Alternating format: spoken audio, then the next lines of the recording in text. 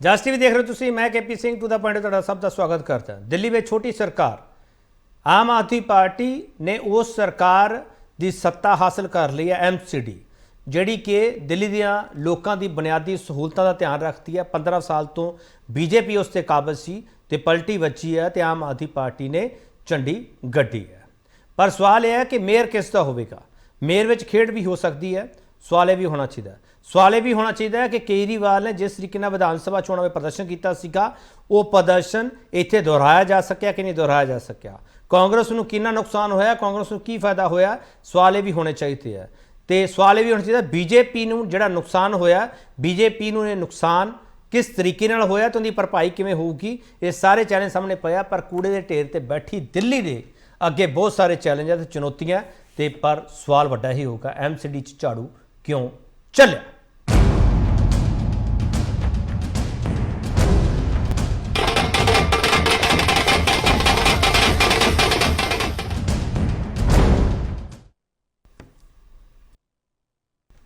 पंजाब तो दिल्ली तक जश्न मनाया जा रहा है। पहला बयान सुन लीजिए।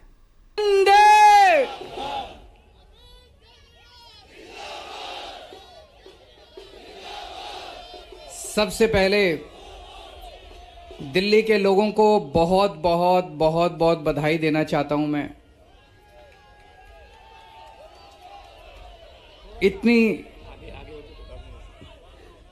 इतनी बड़ी जीत के लिए, इतनी शानदार जीत के लिए, इतने बड़े बदलाव के लिए, इतने बड़े परिवर्तन के लिए मैं दिल्ली के लोगों को बहुत बहुत बधाई देना चाहता हूं। मैं दिल्ली के लोगों का बहुत बहुत शुक्रिया अदा करना चाहता हूं कि उन्होंने अपने बेटे को, अपने भाई को इस लायक समझा कि उन्होंने आज हमारे को नगर निगम की भी जिम्मेदारी दी है। मैं आपको बहुत बहुत बधाई देता हूं, क्योंकि इलेक्शन लड़ते नेता हैं लेकिन फाइनल जनता करती है। तो जनता जीत गई। आज 15 साल बाद MCD में जनता जीत गई, नेता हार गए। आपने अपने दोस्तों को, अपने बड़े छोटे भाइयों को जिताया। अरविंद केजरीवाल जी ने कहा था कि मुझे MCD भी दे दो, मैं ये भी ठीक कर दूंगा। बड़ा सवाल जो असीं पुछ रहे हैं, बड़ा सवाल तुहाडे सामने MCD के नतीजे का पंजाब की सियासत पर की असर होगा, यह सवाल भी पूछना चाहिए। तो इस सवाल पर बहस वगैरह पैनल साडे नाल है, तुहाडा तारफ करन ते उस बाद डिबेट ओपन हो जाएगी।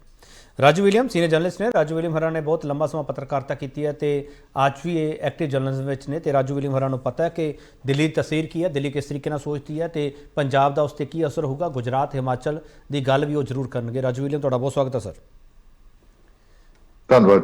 बिक्रमजीत पासी आम आदमी पार्टी स्पोक्स परसन है, तो ये पंजाब तो लैके दिल्ली तक इन्होंने सब कुछ देखा, तो खुद दिल्ली भी जाके आए हैं। मिस्टर पासी तुहाडा बहुत स्वागत है, तो तुहानूं मुबारकां भी है। गुरदीप सिंह गोशा भारतीय जनता पार्टी के स्पोक्स परसन ने। तो गोशा साहब तो समझने की कोशिश करा कि बीजेपी को कितना नुकसान होया, तो बीजेपी अगे किहड़ी खेड लई तैयार बैठी है। गोशा जी तुहाडा बहुत स्वागत है। अमृत कौर गिल कांग्रेस स्पोक्स परसन है, तो अमृत कौर गिल तो सीधे सवाल होणगे कि बहुत साल इन्होंने सरकार चलाई दिल्ली दे विच, पर हुण ये 10 के आंकड़े तक भी नहीं पहुँचते पे। अमृत कौर गिल तुहाडा बहुत स्वागत है। मिस्टर पासी तुसीं किहड़ा मंत्र उत्थे चलाया कि दिल्ली के लोगों ने तुहानूं सिर ते बिठा लिया, अखां ते बिठा लिया? सर वो मंत्र है लोकतंत्र नूं कायम रखण दा, ईमानदार सरकार देण दा। ते जिहड़ी 3 टर्म्स तो केजरीवाल जी की सरकार दिल्ली दे विच काम करी है, उन्होंने कहा कि जो कहने हैं करते हैं और करप्शन के प्रति जीरो टॉलरेंस। उस तो बाद जो पंजाब की सरकार आई है, करप्शन के प्रति जीरो टॉलरेंस। जो वादे किए हैं, जिदा दिल्ली दे विच भी बिजली के वादे संबंधी पूरा किया, पंजाब दे विच भी पूरा करना शुरू करता। ते जिहड़ी लोकां ने देखा कि पहलियां जिहड़ियां रवायती पार्टियां दीयां सरकारां 4-4 साढ़े 4 साल तक घरे लगियां रहिंदियां सी, शिशवा फार्म बह जांदियां सी या कोई काम नहीं सी। ते इस सरकार ने सरकार बनने तो बाद पंजाब च भी दूए तीए दिन तो ही लगातार वर्क करना शुरू करता, डिलीवर करना शुरू करता। लोगों ने केजरीवाल जी की ईमानदारी के उत्ते आम आदमी पार्टी वालों 2 स्टेट्स के विच दिते जा रहे स्वच्छ प्रशासन के उत्ते विश्वास जताया। एक जिहड़ा बीजेपी ने नैगेटिव पॉलिटिक्स की ਉਹਨੂੰ ਲੋਕਾਂ ਨੇ ਬੁਰੀ ਤਰ੍ਹਾਂ ਨਕਾਰਿਆ। ਲੋਕਾਂ ਨੇ ਦਿੱਲੀ ਦੇ ਮੰਨਿਆ ਕਿ ਹਾਂ ਕੇਜਰੀਵਾਲ ਜੀ ਇੱਕ ਬਹੁਤ ਹੀ ਕੱਟੜ ਇਮਾਨਦਾਰ ਨੇਤਾ ਹੈ, ਔਰ ਜਿਹੜੀ ਮੱਡ ਸਲਾਈਡਿੰਗ ਕਰਨ ਦੀ ਕੋਸ਼ਿਸ਼ ਕੀਤੀ ਉਹਦਾ ਵੀ ਇਹਨਾਂ ਨੂੰ ਖਾਮਿਆਜਾ ਭੁਗਤਣਾ ਪਿਆ। ਇਹ ਜਿਹੜੀਆਂ ਗੱਲਾਂ ਹੋਈਆਂ, ਉਸ ਤੋਂ ਬਾਅਦ ਅਸੀਂ ਗੱਲ ਕੀਤੀ ਵਿਕਾਸ ਦੀ। ਅਸੀਂ ਗੱਲ ਕੀਤੀ ਕਿ ਕਿੱਦਾਂ ਦਿੱਲੀ, ਜਦੋਂ ਆਪਾਂ ਪੰਜਾਬ ਤੋਂ ਜਾਂਦੇ ਆ, ਖੱਬੇ ਹੱਥ ਕਿੱਡੇ ਕਿੱਡੇ ਢੇਰ ਲੱਗੇ ਹੋਏ ਆ। ਉਹ ਦਿੱਲੀ ਜੋ ਸਾਡੇ ਦੇਸ਼ ਦੀ ਕੈਪੀਟਲ ਹੈ, ਇਹਨਾਂ ਨੇ ਉੱਥੇ ਮੁੱਦੇ, ਜੋ ਅਸਲ ਮੁੱਦੇ ਸੀਗੇ, ਜੋ ਲੋਕਾਂ ਦੀ ਬੁਨਿਆਦੀ ਸਹੂਲਤਾਂ ਦੇ ਮੁੱਦੇ ਸੀਗੇ, ਉਹ ਬੀਜੇਪੀ ਨੇ ਗੌਰ ਨਹੀਂ ਕੀਤੇ। ਵਿਕਰਮ ਜੀ ਪਾਸੀ ਕੂੜੇ ਦੇ ਢੇਰ ਦੇ ਬਹੁਤ ਵੱਡਾ ਇਸ਼ੂ ਹੈ। ਸ਼ੀਲਾ ਦੀਕਸ਼ਿਤ ਜੋ ਸਰਕਾਰ ਸੀ ਉੱਥੇ, ਉਦੋਂ ਕੇਂਦਰ ਵਿੱਚ ਵੀ ਸਰਕਾਰ ਬੈਠੀ, ਡਬਲ ਇੰਜਨ ਸਰਕਾਰ ਉਦੋਂ ਵੀ ਸੀ, ਉਦੋਂ ਨਹੀਂ ਇਹ ਮਸਲੇ ਹੱਲ ਹੋ ਸਕੇ। ਪਾਸੀ ਸਾਹਿਬ ਤੁਸੀਂ ਕਿਵੇਂ ਕਰ ਦੋਗੇ ਕੂੜੇ ਢੇਰ ਤੋਂ ਨਿਜਾਤ ਕਿਵੇਂ ਦਵਾ ਦੋਗੇ ਦਿੱਲੀ ਨੂੰ? ਜੇ ਸਰ ਜੇ ਇਹਨਾਂ ਨੇ ਉਹ ਮਸਲੇ ਹੱਲ ਨਹੀਂ ਕੀਤੇ ਸੀ, ਤਾਂ ਹੀ ਤਾਂ ਕਾਂਗਰਸ ਦੀ ਹਾਲਤ ਦੇਖੋ, ਅੱਜ ਦਹਾਈ ਤੇ ਵੀ ਨਹੀਂ ਪਹੁੰਚੀ। ਔਰ ਅਸੀਂ ਜਿਹੜਾ ਹੈ ਕੂੜੇ ਦੀ ਗੱਲ ਕਰ ਰਹੇ ਹਾਂ, ਤਾਂ ਅਸੀਂ ਉਹ ਕਰਨ ਦੀ ਸਮਰੱਥਾ ਵੀ ਰੱਖਦੇ ਹਾਂ, ਇੱਛਾ ਸ਼ਕਤੀ ਵੀ ਰੱਖਦੇ ਹਾਂ। ਇਹਨਾਂ ਲੋਕਾਂ ਦੇ ਅਗਰ ਸਮਰੱਥਾ ਵੀ ਸੀ ਤਾਂ ਇੱਛਾ ਸ਼ਕਤੀ ਨਹੀਂ ਸੀ। ਚਲੋ ਜਿਹੜੀ ਤੁਸੀਂ ਕਾਂਗਰਸ ਦੀ ਗੱਲ ਕਰਦੇ ਪਏ ਨਾ ਪਾਸੀ ਸਾਹਿਬ, ਉਹਦੇ ਡਾਟੇ ਚੱਕ ਕੇ ਦੇਖਿਓ, ਕਾਂਗਰਸ ਨੂੰ ਗੇਨ ਵੀ ਹੋਇਆ ਕੁਝ। ਮੈਂ ਤੁਹਾਨੂੰ ਸਵਾਲ ਕਰੂੰਗਾ, ਤੁਸੀਂ ਐਗਰੀ ਵੀ ਕਰੋਗੇ ਨਾਲ। ਰਾਜੂ ਵਿਲੀਅਮ ਜੀ, ਦਿੱਲੀ ਜਿਹਨੂੰ ਗੱਲ ਨਾਲ ਲਾਉਂਦੀ ਹੈ ਲੰਬਾ ਚਲਾਉਂਦੀ ਹੈ। 15 ਸਾਲ ਸ਼ੀਲਾ ਦੀਕਸ਼ਤ ਨੇ ਉੱਥੇ ਰਾਜ ਕੀਤਾ, 15 ਸਾਲ ਬੀਜੇਪੀ ਨੇ ਐਮਸੀਡੀ ਚਲਾਈ, ਦਿੱਲੀ ਲੰਬਾ ਚਲਾਉਂਦੀ ਜਿਹਨੂੰ ਚਲਾਉਂਦੀ ਹੈ। ਕੇਜਰੀਵਾਲ ਕੋਲੇ ਹੁਣ ਕੋਈ ਬਹਾਨਾ ਨਹੀਂ ਬਚੂਗਾ ਕਿ ਅਸੀਂ ਕੰਮ ਕਿਵੇਂ ਕਰੀਏ। ਐਮਸੀਡੀ ਵੀ ਕੇਜਰੀਵਾਲ ਦੇ ਕੋਲ, ਦਿੱਲੀ ਦੀ ਸਰਕਾਰ ਵੀ ਕੇਜਰੀਵਾਲ ਦੇ ਕੋਲ। ਰਾਜੂ ਵਿਲੀਅਮ ਜੀ, ਤੁਹਾਡਾ ਟੇਕ। केपी जी ये गल बिल्कुल सही है ਤੁਹਾਡੀ ਕਿ ਜਿੱਥੇ ਇੱਕ ਬਹੁਤ ਵੱਡੀ ਉਹਨਾਂ ਦੀ ਚੁਣਾਵੀ ਪ੍ਰਾਪਤੀ ਹੈ, ਜਿਹੜੀ ਕਿ ਉਹਨਾਂ ਦੀ ਜਿਹੜੀ ਪੋਲਿਟਿਕਸ ਹੈ, ਜਿਹੜੀ ਕਿ ਬਿਲਕੁਲ ਵੱਖਰੀ ਕਿਸਮ ਦੀ ਪੋਲਿਟਿਕਸ ਜਿਹੜੀ ਹਿੰਦੁਸਤਾਨ ਦੇ ਰਾਜਨੀਤਿਕ ਦ੍ਰਿਸ਼ ਤੇ ਉੱਭਰੀ ਹੈ ਸਨ 2013 ਚ, ਔਰ ਲਗਾਤਾਰ ਉਹਨੂੰ ਲੋਕਾਂ ਨੇ ਉਹਨਾਂ ਨੂੰ ਸਵੀਕਾਰ ਕੀਤਾ, ਨਾ ਸਿਰਫ ਦਿੱਲੀ ਬਲਕਿ ਦਿੱਲੀ ਤੋਂ ਬਾਹਰ ਵੀ। ਤਾਂ ਜਿਹੜੀ ਚੁਣੌਤੀ ਹੈਗੀ ਹੈ ਉਹ ਬਹੁਤ ਭਰਪੂਰ ਹੈ, ਬਹੁਤ ਵੱਡੀ ਚੁਣੌਤੀ ਹੈਗੀ ਹੈ, ਲੇਕਿਨ ਇਸ ਗੱਲ ਦੀ ਤਵੱਕੋ ਰੱਖਣੀ ਚਾਹੀਦੀ ਹੈ। ਸਾਡੇ ਵਰਗੇ, ਜਿਵੇਂ ਅਸੀਂ ਮੈਂ ਇੱਕ ਰਾਜਨੀਤਿਕ ਵਿਸ਼ਲੇਸ਼ਕ ਹਾਂ, ਪਰ ਉਸੇ ਵੇਲੇ ਮੈਂ ਇਸ ਦੇਸ਼ ਦਾ ਇੱਕ ਨਾਗਰਿਕ ਵੀ ਹਾਂ। ਤਾਂ ਜਿਸ ਤਰੀਕੇ ਦਾ ਰਿਪੋਰਟ ਕਾਰਡ ਅਰਵਿੰਦ ਕੇਜਰੀਵਾਲ ਦੀ ਕਿਆਦਤ ਦੇ ਵਿੱਚ ਆਮ ਆਦਮੀ ਪਾਰਟੀ ਦਾ ਰਿਹਾ ਹੈਗਾ, ਤਾਂ ਮੈਨੂੰ ਇਹ ਲੱਗਦਾ ਹੈਗਾ ਕਿ ਉਹ ਚੁਣੌਤੀ ਜਿਹੜੀ ਹੈਗੀ ਉਹ ਸਵੀਕਾਰ ਕਰਨਗੇ। ਇਸ ਕਰਕੇ ਕਰਨਗੇ ਕਿਉਂਕਿ ਸਿਰਫ 10 ਸਾਲ ਜਿਸ ਪਾਰਟੀ ਦੀ ਉਮਰ ਹੋਵੇ ਔਰ ਉਹ ਪਹਿਲੀ ਖੇਤਰੀ ਪਾਰਟੀ ਹੋਵੇ ਜਿਹੜੀ 2 ਰਾਜਾਂ ਦੇ ਵਿੱਚ ਸਰਕਾਰ ਬਣਾ ਰਹੀ ਹੈ, ਇਹ ਕੋਈ ਛੋਟੀ ਗੱਲ ਨਹੀਂ ਹੈ। ਤਾਂ ਇਹ ਤਾਂ ਸੰਭਵ ਹੋਇਆ ਹੈ ਜੇ ਉਹਨਾਂ ਦੀ ਨੀਅਤ ਸੀ ਕੰਮ ਕਰਨ ਦੀ, ਇੰਟੈਂਟ ਬਹੁਤ ਜ਼ਰੂਰੀ ਹੈਗੀ। ਕਿਉਂਕਿ ਦੇਖੋ ਸਾਡਾ ਜਿਹੜਾ ਵੋਟਰ ਹੈਗਾ ਆਮ ਤੌਰ ਤੇ ਉਹਦੀ ਜਿਹੜੀ ਇੱਕ ਡਿਸਇਲੂਸ਼ਨਮੈਂਟ ਜਿਹੜੀ ਹੈ ਉਹ ਇਹ ਹੁੰਦੀ ਹੈਗੀ ਹੈ ਪੂਰੀ ਪੋਲੀਟੀਕਲ ਕਲਾਸ ਦੇ ਨਾਲ ਕਿ ਚੋਣਾਂ ਵੇਲੇ ਇਹ ਆਉਂਦੇ ਨੇ, ਵਾਅਦੇ ਕਰਦੇ ਨੇ, ਲੇਕਿਨ ਜਿਵੇਂ ਹੀ ਨਤੀਜੇ ਆਉਂਦੇ ਨੇ ਤਾਂ ਉਹ ਸਾਨੂੰ ਵਿਸਾਰ ਦਿੰਦੇ ਨੇ, ਚਾਹੇ ਉਹ ਜਿੱਤਣ ਵਾਲੀ ਪਾਰਟੀ ਹੋਵੇ ਤੇ ਚਾਹੇ ਉਹ ਹਾਰਨ ਵਾਲੀ ਪਾਰਟੀ ਹੋਵੇ। ਲੇਕਿਨ ਇਹ ਕੁਝ ਨਹੀਂ ਵੇਖਣ ਚ ਆਇਆ ਉੱਥੇ। ਇਸੇ ਇਹੀ ਵਜ੍ਹਾ ਹੈਗੀ ਹੈ ਕਿ ਉਹ ਜਿਹੜਾ ਭਰੋਸਾ ਜੋ ਉਹਨਾਂ ਨੇ ਵਾਅਦੇ 2013 ਚ ਕੀਤੇ, ਉਹਨਾਂ ਨੂੰ ਧਰਾਤਲ ਦੇ ਉੱਤੇ ਉਹਨਾਂ ਨੇ ਲਾਗੂ ਕੀਤਾ, ਤਾਂ ਉਹ ਇੱਕ ਜਿਹੜੀ ਭਰੋਸੇਯੋਗਤਾ ਜਿਹੜੀ ਹੈਗੀ ਹੈ ਉਹਦੀ ਵਜ੍ਹਾ ਕਰਕੇ ਉਹ ਲਗਾਤਾਰ ਇਹ ਚੋਣਾਂ ਜਿੱਤਦੇ ਆ ਰਹੇ ਨੇ। ਔਰ ਇਸ ਐਮਸੀਡੀ ਦਾ ਇਲੈਕਸ਼ਨ ਦਾ ਇੱਕ ਖਾਸ ਸੰਦੇਸ਼ ਹੈ। ਉਹ ਸੰਦੇਸ਼ ਇਹ ਹੈਗਾ ਕਿ 10 ਸਾਲ ਪੁਰਾਣੀ ਇੱਕ ਛੋਟੀ ਪਾਰਟੀ ਨੇ ਹਿੰਦੁਸਤਾਨ ਦੀ ਸਭ ਤੋਂ ਵੱਡੀ ਪਾਰਟੀ ਜਿਹੜੀ ਲਗਾਤਾਰ 2 ਵਾਰ ਤੋਂ ਹੁਣ ਵੀ, ਜਦੋਂ ਮੈਂ ਗੱਲ ਕਹਿ ਰਿਹਾ ਉਹ ਸੱਤਾ ਚ ਕੇਂਦਰ ਚ ਕਾਬਜ਼ ਹੈ, ਉਹਨੂੰ ਸ਼ਿਕਸਤ ਦਿੱਤੀ ਹੈ, ਉਹਨੂੰ ਹਾਰ ਦਿੱਤੀ ਹੈ। ਇਹ ਕੋਈ ਮਾੜੀ ਮੋਟੀ ਪ੍ਰਾਪਤੀ ਨਹੀਂ। ਨਹੀਂ, ਤੁਹਾਡਾ ਪੁਆਇੰਟ ਵੈਲਿਡ ਹੈ ਕਿ ਮਾੜੀ ਮੋਟੀ ਪ੍ਰਾਪਤੀ ਨਹੀਂ ਹੈ, ਹੁੰਦੀ ਹੈ। ਹਰ ਪ੍ਰਾਪਤੀ ਦੇ ਨਾਲ ਇੱਕ ਚੁਣੌਤੀ ਹੁੰਦੀ ਹੈ। ਠੀਕ ਹੈ, ਹਰ ਪ੍ਰਾਪਤੀ ਨਾਲ ਇੱਕ ਚੁਣੌਤੀ ਹੈ। ਚੁਣੌਤੀ ਹੋਰ ਵੀ ਬਹੁਤ ਵੱਡੀ ਹੈ। ਮੈਂ ਵਾਪਸ ਆਊਂਗਾ ਤੁਹਾਡੇ ਕੋਲ ਰਾਜੂ ਵਿਲੀਅਮ ਜੀ। ਮੇਅਰ ਬਣਾਉਣ ਦੀ ਵੀ ਚੁਣੌਤੀ ਹੈਗੀ। ਇੱਕ ਛੋਟਾ ਬ੍ਰੇਕ ਲਵਾਂਗੇ, ਫਿਰ ਤੋਂ ਵਾਪਸ ਆਵਾਂਗੇ। ਵਾਅਦਿਆਂ ਦੀ ਗਰੰਟੀ ਹੈ ਜਿਹੜੀ ਉਹ ਪੂਰੇ ਕਿਵੇਂ ਹੋਊਗੀ, ਧਰਾਤਲ ਤੇ ਕਿਵੇਂ ਆਊਗਾ, ਪਰ ਇਸ ਦੇ ਵਿਚਾਲੇ ਮੇਅਰ ਵਾਲਾ ਚੈਲੰਜ ਬਹੁਤ ਵੱਡਾ ਹੈਗਾ ਤੇ ਐਂਟੀ ਡਿਫੈਕਸ਼ਨ ਲਾ ਇਹਦੇ ਵਿੱਚ ਕੰਮ ਨਹੀਂ ਕਰਦਾ। ਇਹ ਧਿਆਨ ਰੱਖਣਾ ਚਾਹੀਦਾ ਤੇ ਜਦੋਂ ਇਹ ਖੇਡ ਖੇਡੀ ਜਾਊਗੀ ਉਦੋਂ ਬਹੁਤ ਕੁਝ ਬਦਲ ਵੀ ਸਕਦਾ। ਵਾਪਸ ਆ ਰਿਹਾ।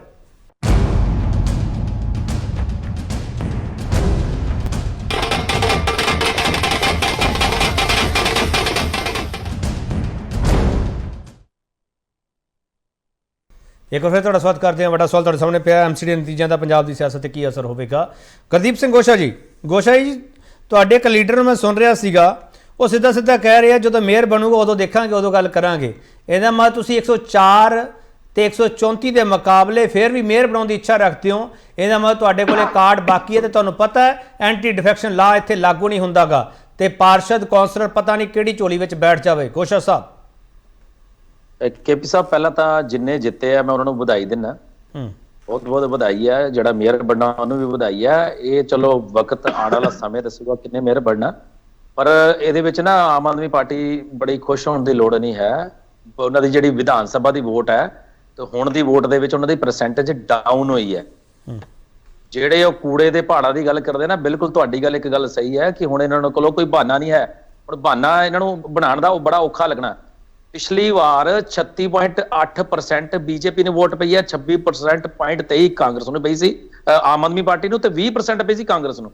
ਕਾਂਗਰਸ ਦੀ ਚਿੰਤਾ ਦਾ ਵਿਸ਼ਾ 31 ਸੀਟਾਂ ਪਿੱਛੇ ਕਾਂਗਰਸ ਨੂੰ ਮਿਲੀਆਂ ਸੀਗੀਆਂ, ਅੱਜ ਉਹਨਾਂ ਨੂੰ ਸੀਟਾਂ ਸਿਰਫ 9 ਮਿਲੀਆਂ, 10 ਤੋਂ ਘੱਟ ਸੀਟਾਂ ਮਿਲੀਆਂ। ਖੇਡ ਕਾਂਗਰਸ ਤੇ ਆਮ ਆਦਮੀ ਪਾਰਟੀ ਪਰ ਦੋਨਾਂ ਲਈ ਚਿੰਤਾ ਤੁਹਾਡੇ ਲਈ ਵੀ ਹੈ, ਪਰ ਦੋਨਾਂ ਲਈ ਚਿੰਤਾ ਤੁਹਾਡੇ ਵੀ ਹੈ। ਗੋਸ਼ਾ ਜੀ, ਤੁਸੀਂ ਡਾਟਾ ਗਣਾ ਲਓ, ਕੋਈ ਦਿੱਕਤ ਨਹੀਂ ਮੈਨੂੰ। ਚਿੰਤਾ ਤੁਹਾਡੇ ਲਈ ਵੀ ਬਹੁਤ ਜ਼ਿਆਦਾ ਤੇ ਇਹਨਾਂ ਲਈ ਵੀ ਜ਼ਿਆਦਾ, ਕਿਉਂਕਿ ਤੁਸੀਂ ਸੇਮ ਪੋਲਿਟਿਕਸ ਕਰਦੇ ਪਏ ਹੋ। ਮੁਸਲਮਾਨ ਵੋਟਰ ਤੁਹਾਡੇ ਤੋਂ ਨਾਰਾਜ਼ ਆ, ਦੋਨਾਂ ਤੋਂ। ਉਹ ਕਾਂਗਰਸ ਵੱਲ ਚਲਾ ਗਿਆ, ਤੁਸੀਂ ਭੁੱਲਦੇ ਪਏ ਹੋ।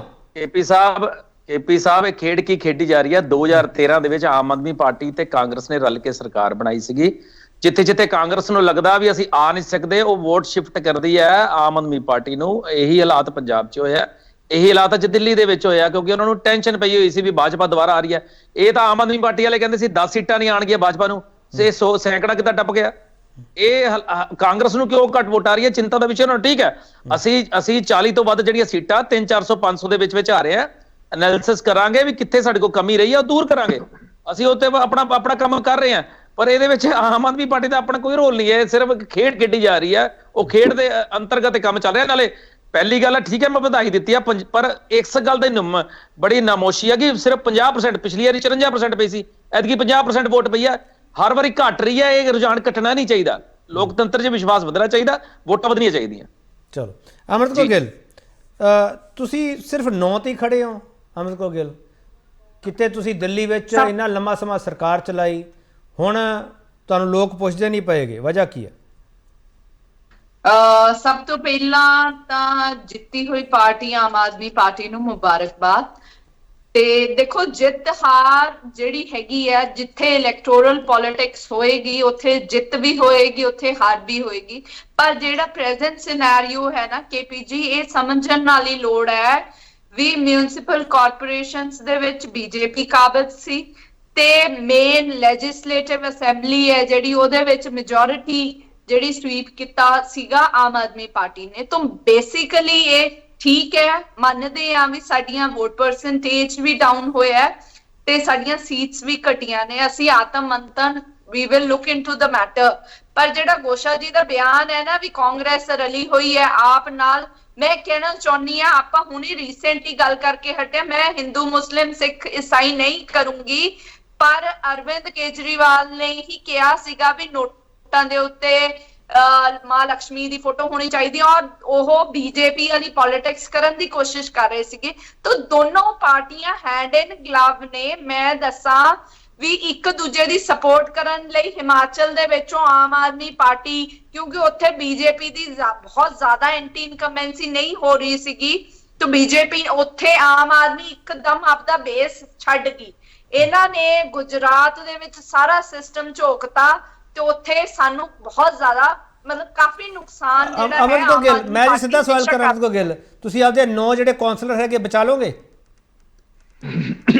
ਬਿਲਕੁਲ ਬਚਾ ਲਾਂਗੇ ਅਸੀਂ ਆਪਦੇ। ਔਰ ਐਂਟੀ ਡਿਫੈਕਸ਼ਨ ਲਾਅ ਜਿਹੜਾ ਨਹੀਂ ਲੱਗਦਾ ਹੈਗਾ, ਬੜੀ ਧੜੱਲੇ ਨਾਲ BJP ਦੇ ਜਿਹੜੇ ML ਕਹਿ ਰਹੇ ਸੀਗੇ ਵੀ ਤੁਸੀਂ ਆਪਦਾ ਮੇਅਰ ਬਣਾ ਲਓਗੇ, ਤਾਂ BJP ਕਰਦੀ ਹੋਈ ਰਹੀ ਹੈ। ਸੋ ਇਹਨਾਂ ਦੀ ਫੇਵਰੇਟ ਪੋਲਿਟੀਕਲ ਗੇਮ ਹੈ ਵੀ ਪਰਚੇਜ਼ ਕਰੋ, ਇਧਰੋਂ ਉਧਰੋਂ ਆਪਦਾ ਸਿਸਟਮ ਬਣਾਓ ਤੇ ਐਂਡ ਉਹ ਬੜੇ ਫੇਮਸ ਨੇ। ਪਰ ਆਮ ਆਦਮੀ ਪਾਰਟੀ ਅੱਜ ਹੁਣ ਜਿਹੜੀ ਹੈ, ਆਪਾਂ ਕਹੀਏ ਵੀ ਡਬਲ ਇੰਜਨ ਸਰਕਾਰ ਹੈ ਜਿਹੜੀ, ਇਹ ਦਿੱਲੀ ਦੇ ਵਿੱਚ ਆ ਗਈ ਹੈ।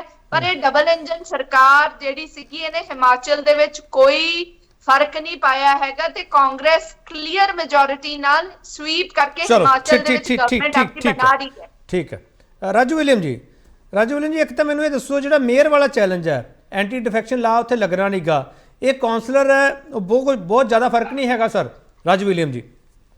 ਇਸ ਅੰਕੜੇ ਨੂੰ ਮੈਂ ਇਸ ਤਰੀਕੇ ਨਾਲ ਸਮਝਾਂ ਕਿ ਤੇ ਕੇਜਰੀਵਾਲ ਜਿੱਤ ਕੇ ਨਾ ਹਾਰ ਜਾਣ ਕਿਤੇ? ਕੇਪੀ ਜੀ, ਇੱਕ ਗੱਲ ਸਮਝ ਲੈਣੀ ਚਾਹੀਦੀ ਹੈ ਸਾਰਿਆਂ ਨੂੰ ਕਿ ਅਰਵਿੰਦ ਕੇਜਰੀਵਾਲ ਕੋਈ ਸਧਾਰਨ ਬੁੱਧੀ ਵਾਲਾ ਨੇਤਾ ਨਹੀਂ ਹੈ। ਸਭ ਨੂੰ ਸਮਝ ਲੈਣੀ ਚਾਹੀਦੀ ਇਸ ਚੀਜ਼ ਨੂੰ ਉਸਨੇ ਸਥਾਪਿਤ ਕੀਤਾ ਹੈ।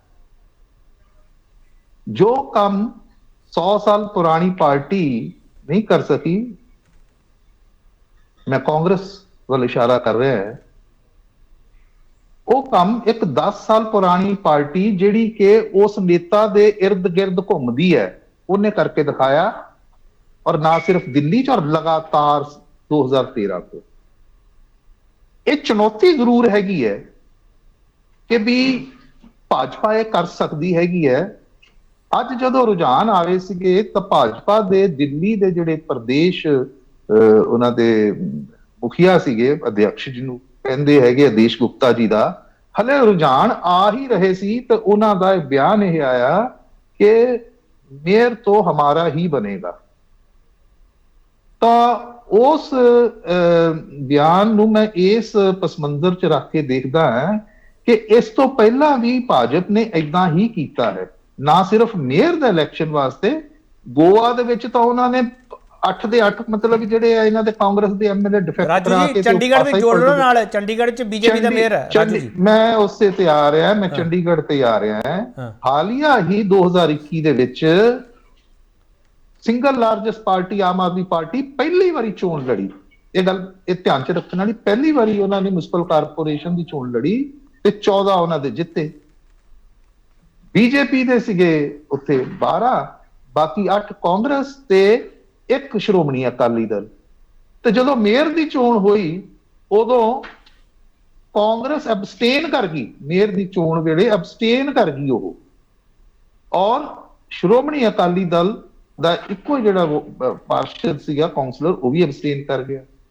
ਤਾਂ 2 ਵੋਟਾਂ ਦੇ ਨਾਲ ਜਿਹੜੀਆਂ 2 ਵੋਟਾਂ ਮਿਲੀਆਂ ਉਹਨਾਂ ਚੋਂ 1 ਵੋਟ ਚੰਡੀਗੜ੍ਹ ਕਾਂਗਰਸ ਦੇ ਵਾਈਸ ਪ੍ਰੈਜ਼ੀਡੈਂਟ ਜਿਹੜੇ ਸੀਗੇ ਜਿਨ੍ਹਾਂ ਦੀ ਪਤਨੀ ਕਾਉਂਸਲਰ ਸੀ ਉਹ ਬੀਜੇਪੀ 'ਚ ਸ਼ਾਮਲ ਹੋ ਗਏ।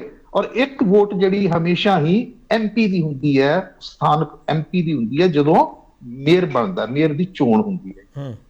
ਹੁਣ ਤੁਸੀਂ ਇਸ ਤੋਂ ਅੰਦਾਜ਼ਾ ਲਗਾਓ ਕਿ ਵੀ ਚੰਡੀਗੜ੍ਹ 'ਚ ਜੇ ਬੀਜੇਪੀ ਦਾ ਮੇਅਰ ਬਣਿਆ ਤਾਂ ਕਾਂਗਰਸ ਦੇ ਅਬਸਟੇਨ ਨਾ ਕਰਦੀ। ਜੇ ਬੀਜੇਪੀ ਕਾਂਗਰਸ ਦੀ ਮੁੱਖ ਦੁਸ਼ਮਣ ਸਮਝਦੇ ਹੈ ਇਹ ਸਿਆਸੀ ਦੁਸ਼ਮਣ, ਤੇ ਇਹਨਾਂ ਨੂੰ ਅਬਸਟੇਨ ਨਹੀਂ ਸੀ ਕਰਨਾ ਚਾਹੀਦਾ। ਰਾਜੂ ਜੀ ਮੈਂ ਇਹ ਸਵਾਲ ਤਾਂ ਕਰ ਚੁੱਕਿਆ ਨਾ, ਇਹੀ ਸਵਾਲ ਤਾਂ ਮੈਂ ਕੀਤਾ ਵੀ 9 ਤੁਸੀਂ ਕਾਉਂਸਲਰਾਂ ਦੇ ਬਚਾ ਲਓਗੇ। ਮੈਂ ਉਸੇ ਤੇ ਆ ਰਿਹਾ ਹੈਗਾ। ਇਹ ਸਾਰੇ ਕੁਝ ਨੂੰ ਵੇਖਦੇ ਹੋਏ ਹੁਣ ਮੈਂ ਗੁਜਰਾਤ ਸੀਗਾ ਤਾਂ ਉੱਥੇ ਇਹ ਦੇਖਣ ਚ ਆਇਆ ਜਿਹੜੇ ਕਿ ਹੁਣ ਐਗਜ਼ਿਟ ਪੋਲ ਵੀ ਜਿਹੜੇ ਕੁਝ ਇਸ ਤਰੀਕੇ ਦਾ ਜਿਹੜੀ ਜਿਹੜਾ ਰੁੱਖ ਵਿਖਾ ਰਹੇ ਨੇ ਕਿ ਵੀ ਲੋਕ ਜਿਹੜੇ ਉੱਥੋਂ ਦੇ ਗੁਜਰਾਤ ਦੇ ਉਹ ਕਾਂਗਰਸ ਨਾਲ ਜਿਹੜੇ ਹੈਗੇ ਆ, ਜਦੋਂ 2 ਧਿਰੀ ਪੋਲਿਟਿਕਸ ਸੀਗੀ, ਬਾਈਪੋਲਰ ਪੋਲਿਟਿਕਸ ਪਿਛਲੇ 25 ਸਾਲਾਂ ਤੋਂ ਕਾਂਗਰਸ ਤੇ ਬੀਜੇਪੀ ਉੱਥੇ ਗੁਜਰਾਤ 'ਚ, ਤਾਂ ਲਗਾਤਾਰ ਬੀਜੇਪੀ ਦੀਆਂ ਸੀਟਾਂ 2002 ਤੋਂ ਲਗਾਤਾਰ ਘਟ ਰਹੀਆਂ ਸੀਗੀਆਂ। 2017 ਦੇ ਵਿੱਚ ਇਹਨਾਂ ਨੂੰ ਸਿਰਫ 99 ਸੀਟਾਂ ਮਿਲੀਆਂ ਔਰ 2002 ਚ ਇਹਨਾਂ ਨੂੰ 125 ਸੀਟਾਂ ਮਿਲੀਆਂ। ਇਹਦਾ ਮਤਲਬ ਬਹੁਤ ਸਾਰਾ ਜਿਹੜਾ ਗੁਜਰਾਤੀ ਵੋਟਰ ਹੈਗਾ ਉਹ ਬੀਜੇਪੀ ਤੋਂ ਬੇਮੁਖ ਹੋ ਰਿਹਾ ਸੀਗਾ ਔਰ ਕਾਂਗਰਸ ਨੂੰ ਬਾਏ ਡਿਫਾਲਟ ਉਹਦਾ ਲਾਭ ਮਿਲ ਰਿਹਾ ਸੀਗਾ। ਲੇਕਿਨ ਲੋਕਾਂ ਨੇ ਇਹਦੇ ਚ ਭਰੋਸਾ ਜਤਾਇਆ ਕਾਂਗਰਸ ਚ ਵੀ ਤੁਸੀਂ ਲੜੋ ਭਾਜਪਾ ਦੇ ਨਾਲ। ਲੇਕਿਨ ਇਹਨਾਂ ਦੇ 20-21 ਐਮਐਲਏ ਜਿਹੜੇ ਹੈਗੇ ਆ ਉਹ ਉਹਨਾਂ ਨੇ ਆਪਣੇ ਚ ਸ਼ਾਮਲ ਕਰਾ ਲਏ ਜਿੱਤ ਕੇ ਵੀ, ਤਾਂ ਲੋਕਾਂ ਦਾ ਮੋਹ ਭੰਗ ਹੋਇਆ ਉੱਥੇ। ਤੇ ਅੱਛਾ, ਇਹ ਚੀਜ਼ ਸਿਰਫ ਗੁਜਰਾਤ ਚ ਨਹੀਂ ਹੋਈ, ਇਹ ਉੱਥੇ ਵੀ ਹੋਈ ਹੈਗੀ ਹੈ, ਆਪਣੇ ਗੋਆ ਦੇ ਵਿੱਚ ਵੀ ਹੋਈ ਹੈਗੀ ਹੈ। ਤਾਂ ਇਸ ਕਰਕੇ ਇਹ ਕਿਆਸ ਕਰਨਾ ਜਾਂ ਇਹ ਚਿੰਤਾ ਦਾ ਵਿਸ਼ਾ ਬਣ ਜਾਂਦਾ ਹੈਗਾ ਵੀ ਕਿਤੇ ਇਹ ਜਿਹੜੇ 9 ਹੈਗੇ ਆ ਇਹ ਕਿਤੇ ਆਪਣੇ ਆਪ ਵੀ ਤਿਆਰ ਤਾਂ ਨਹੀਂ ਹੈਗੇ ਵੀ ਹਾਂ ਵੀ ਆਓ ਵੀ ਸਾਨੂੰ ਚਲੋ। ਕੋਈ ਮਿਲਾਓ। ਦੇਖੋ ਇੱਕ ਬੜੀ ਨੈਚੁਰਲ ਅਰਜ਼ ਹੈ, ਦਿੱਲੀ ਦਾ ਸੀਨ ਪੋਲੀਟੀਕਲ ਸਮਝ ਲਓ ਤੁਸੀਂ। ਦਿੱਲੀ ਦੇ ਵਿੱਚ ਕੀ ਹੈਗਾ ਕਿ ਲਗਾਤਾਰ ਕਾਂਗਰਸ ਹਾਸ਼ੀਏ ਤੇ ਜਾ ਰਹੀ ਹੈਗੀ। ਦਿੱਲੀ ਦੇ ਵਿੱਚ ਇਸ ਵਾਰੀ ਜਿਹੜਾ ਐਮਸੀਡੀ ਦੀਆਂ ਚੋਣਾਂ ਸੀਗੀਆਂ, ਇਹਦੇ ਵਿੱਚ ਜਿਹੜੀ ਪ੍ਰੋਜੈਕਸ਼ਨ ਸੀਗੀ ਸਰਵੇਸ ਦੇ ਮੁਤਾਬਕ, ਇਹਨਾਂ ਨੂੰ 2017 ਦੇ ਵਿੱਚ 21% ਦੀ ਵੋਟ ਮਿਲਿਆ ਸੀ, ਜਦੋਂ ਕਿ 3 ਜਿਹੜੀਆਂ ਕਾਰਪੋਰੇਸ਼ਨ ਸੀਗੀਆਂ ਉਹਨਾਂ ਦੀ ਯੂਨੀਫਿਕੇਸ਼ਨ ਨਹੀਂ ਹੋਈ ਸੀ। ਐਤਕੀ ਤਾਂ ਯੂਨੀਫਾਈਡ ਜੀ। ਕਾਰਪੋਰੇਸ਼ਨ ਦੀਆਂ ਚੋਣਾਂ ਹੋਈਆਂ। 21% ਦੀ ਇਹਨਾਂ ਦਾ ਸੀਗਾ ਵੋਟ ਸ਼ੇਅਰ ਔਰ 31 ਇਹਨਾਂ ਦੀਆਂ ਸੀਟਸ ਸੀਗੀਆਂ। ਆਮ ਆਦਮੀ ਪਾਰਟੀ ਦਾ 26% ਦੀ ਵੋਟ ਸ਼ੇਅਰ ਸੀਗਾ ਤੇ 49 ਉਹਨਾਂ ਦੀਆਂ ਸੀਟਾਂ ਸੀਗੀਆਂ। ਬੀਜੇਪੀ ਆਲਮੋਸਟ ਉੱਥੇ ਦੀ ਉੱਥੇ ਹੀ ਹੈ, ਬਲਕਿ ਘਟਿਆ ਹੀ ਹੈਗਾ। ਇਹਨਾਂ ਦੀਆਂ ਵੀ 80-90 ਸੀਟਾਂ ਪਿਛਲੀ ਵਾਰ ਨਾਲੋਂ ਘਟੀਆਂ ਹੈਗੀਆਂ। ਪਰ ਇਹਦਾ ਵੋਟ ਸ਼ੇਅਰ ਵਧਿਆ ਰਾਜੂ ਜੀ, ਚਾਹੇ ਥੋੜਾ ਹੀ ਵਧਿਆ ਪਰ ਵੋਟ ਸ਼ੇਅਰ ਵਧਿਆ ਬੀਜੇਪੀ ਦਾ। ਦੇਖੋ ਆ ਜਿਹੜੀ ਵੋਟ ਸ਼ੇਅਰ ਵਾਲੀ ਗੱਲ ਹੈ ਨਾ, ਅੱਜ ਜਿਵੇਂ ਹੁਣ ਭਾਜਪਾ ਦੇ ਬੁਲਾਰੇ ਕਹਿ ਰਹੇ ਸੀਗੇ ਵੀ ਉਹ ਜੀ ਪਿਛਲੀ ਵਾਰੀ ਇਹਨਾਂ ਦਾ 54% ਤੋਂ ਘਟਿਆ ਆਮ ਆਦਮੀ ਪਾਰਟੀ ਦਾ, ਤਾਂ ਬੀਜੇਪੀ ਦਾ ਜਿਹੜਾ ਵੋਟ ਸ਼ੇਅਰ ਹੈਗਾ ਉਹ ਜਦੋਂ ਆਪਣਾ ਜਨਰਲ ਇਲੈਕਸ਼ਨ ਸੀ, ਪਾਰਲੀਮੈਂਟ ਦੀਆਂ ਚੋਣਾਂ ਦੇ ਵਿੱਚ ਤਾਂ 7 ਦੀਆਂ 7 ਸੀਟਾਂ ਸੀ, ਉਦੋਂ ਦਾ ਇਹਨਾਂ ਦਾ ਵੋਟ ਸ਼ੇਅਰ। ਲੇਕਿਨ ਉਸ ਤੋਂ ਬਾਅਦ ਜਦੋਂ ਇਹਨਾਂ ਦੀ ਇੱਥੇ ਠੀਕ ਹੈ ਆਪਣਾ ਦਿੱਲੀ ਅਸੈਂਬਲੀ ਦੀਆਂ ਚੋਣਾਂ ਹੋਈਆਂ, ਉਦੋਂ ਫਿਰ ਇਹ ਕਿਉਂ ਹਾਰ ਗਏ? ਚਲੋ ਇਹ ਕੰਪੈਰੀਜ਼ਨ ਨਹੀਂ ਕਰਨਾ ਜ਼ਰੂਰੀ, ਇਹ ਕੰਪੈਰੀਜ਼ਨ ਨਹੀਂ ਕਰਨਾ ਜ਼ਰੂਰੀ। ਮੈਂ ਆ ਰਿਹਾ। ਦੇਖੋ ਜਿਹੜਾ ਕੰਪੈਰੀਜ਼ਨ ਹੈ, ਇੱਕ ਮਿੰਟ ਲੈਟ ਮੀ ਕੰਪਲੀਟ ਮਾਈ ਪੁਆਇੰਟ। ਜਿਹੜਾ ਕੰਪੈਰੀਜ਼ਨ ਹੈਗਾ ਨਾ, ਲੋਕਾਂ ਦੀਆਂ ਨਜ਼ਰਾਂ 'ਚ ਉਹ ਵੋਟ ਦੀ ਕਿੰਨੇ ਪ੍ਰਤੀਸ਼ਤ ਹੋਈ ਹੈ, ਵੋਟ ਸ਼ੇਅਰ ਨਹੀਂ। ਚਲੋ ਮੈਂ ਇੱਕ ਹੋਰ ਵੈਲਿਡ ਪੁਆਇੰਟ ਲੈ ਕੇ ਆਉਂਗਾ ਰਾਜੂ ਵਿਲੀਅਮ ਜੀ, ਮੈਂ ਇੱਕ ਹੋਰ ਵੈਲਿਡ ਪੁਆਇੰਟ ਲੈ ਕੇ ਆ ਰਿਹਾ। ਮੈਂ ਇੱਕ ਛੋਟਾ ਬ੍ਰੇਕ ਲੈ ਲਵਾਂ ਰਾਜੂ ਜੀ, ਬ੍ਰੇਕ ਲੈ ਲਵਾਂ। ਬ੍ਰੇਕ ਬਹੁਤ ਜ਼ਰੂਰੀ ਹੈ। ਇਹ ਛੋਟਾ ਬ੍ਰੇਕ ਲਵਾਂਗੇ, ਬ੍ਰੇਕ ਤੋਂ ਵਾਪਸ ਆਵਾਂਗੇ। ਐਮਸੀਡੀ ਝਾੜੂ ਕਿਉਂ ਚੱਲਿਆ, ਅਸੀਂ ਉਹ ਸਾਰੇ ਪੁਆਇੰਟਸ ਨੂੰ ਸਮਝਣ ਦੀ ਕੋਸ਼ਿਸ਼ ਕਰ ਰਹੇ ਹਾਂ, ਪਰ ਜਿਹੜੇ ਪੁਆਇੰਟਸ ਨੈਗਲੈਕਟ ਕੀਤੇ ਜਾ ਰਹੇ ਆ ਉਹ ਵੀ ਮੈਂ ਲੈ ਕੇ ਆਉਂਗਾ। ਵਾਪਸ ਆ ਰਿਹਾ।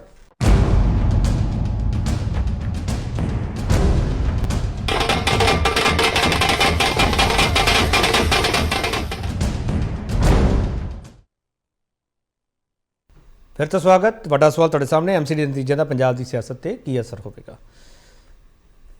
ਪਾਸੀ ਜੀ ਤੁਸੀਂ ਉੱਥੇ ਜਾਮੀਆ ਦੇ ਮੁੱਦੇ ਤੇ ਨਹੀਂ ਬੋਲਦੇ, ਸ਼ਹੀਨ ਬਾਗ ਦੇ ਮੁੱਦੇ ਤੇ ਪਿੱਛੇ ਹਟ ਜਾਂਦੇ ਹੋ, ਤੁਸੀਂ ਗੁਜਰਾਤ ਜਾਂਦੇ ਬਿਲਕੁਲ ਬਾਨੋ ਤੇ ਨਹੀਂ ਬੋਲਦੇਗੇ, ਬੰਦੀ ਸਿੱਖਾਂ ਤੇ ਨਹੀਂ ਬੋਲਦੇ ਤੁਸੀਂ।